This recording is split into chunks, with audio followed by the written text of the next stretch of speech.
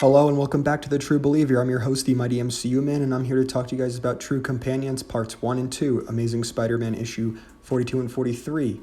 And let's jump right into the issue. The issue 42 seems to start off with Gog pretty much chasing down Boomerang and Spider-Man, only for Spider-Man to kind of turn around and tell him that, well, what Gog is essentially, while they were pretty much getting caught up with the Tablet of Life and Time.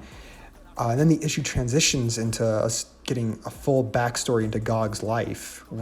You know, he was the pet of a boy of a warring planet.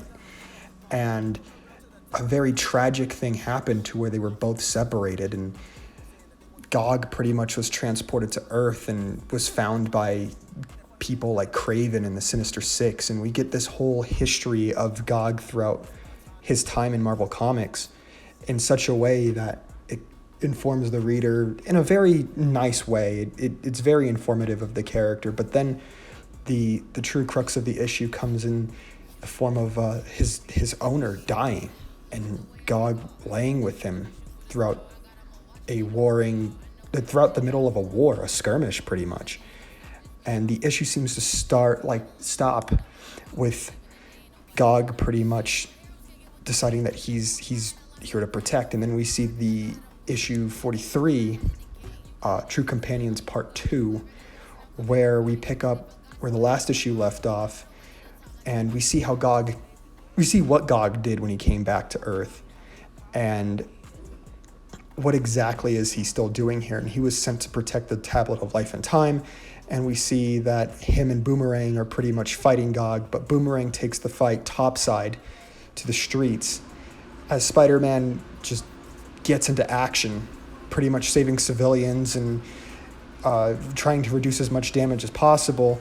We see Wilson Fisk intervenes with the full might of New York and whatever he's got, and he's mainly here for himself because he wants the Tablet of Life and Time for himself. For what reason, we don't know, but it is a very interesting reason nonetheless.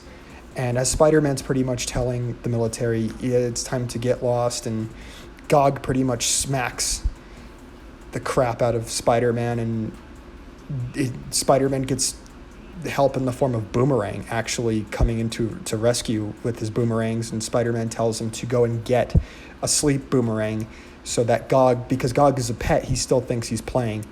But by the end of the issue, Gog shrinks down, and Peter and Boomerang are trying to figure out what's going to happen with Gog.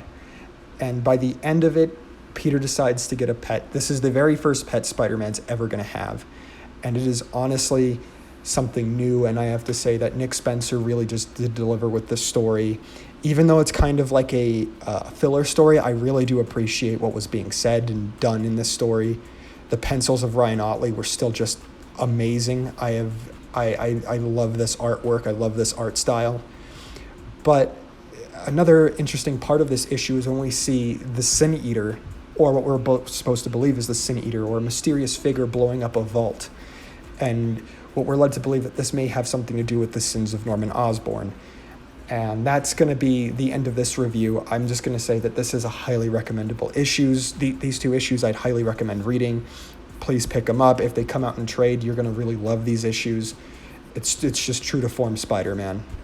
I hope you guys really just did enjoy this review. I'm going to come back with another one. Thank you guys so much for your time, and I'll see you guys later.